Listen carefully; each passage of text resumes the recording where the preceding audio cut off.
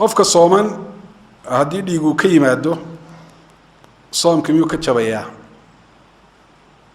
dhiigagu waa kala duwan yihiin dhiigaga dumar ka yimaada sida xaydka iyo nifaaska iyo kuwa soomka way jabinayaan oo iyaga iyo sooma kulmi karaan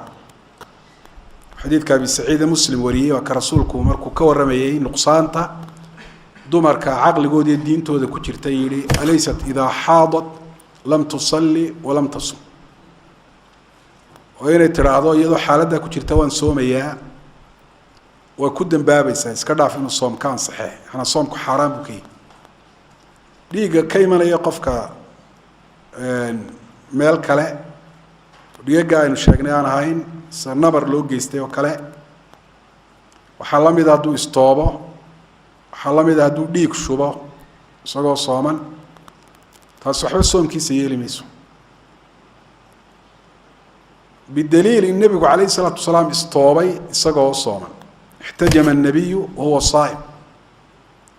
النبي وحي استوبي إسقاه صوما توبين كل ده ديك بقفك وصاري النبي عليه الصلاة والسلام مركو ديدينا وحكى له مد ديدين صور شيغان اسمه مالك وحيود ديديون إنه صوم كتشبين يوم مد ديدين وحيود ديديبولي isagoo noo turayo inaanu daciifno oo soomkaanu xajin weyno nooga baqay laakiin ma aha inuu soomka jabinayo xadiidka oranaya aftar al-hajim wal-mahjumna culimada qaarkood waa daciifiyaan al-imam Shaafici wuxuu waa mansukh wala nasakhay oo xadiidka tilmaamaya nabigu isagoo sooman inuu istoobay ayaa nasakhay marka dhiig ka yimi adigoo sooman waxba soomkaaga yeeli maayo Abdullah ibn Mas'ud wuxuu yiri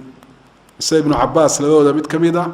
al-fitr mimma dakhal wa laysa mimma kharaj qofka wixii gala ayaa soomkiisa jabiyay wax ka soo baxa ana soomkiisa ma jabiyaan wasida u badan tahay weey wallahu a'lam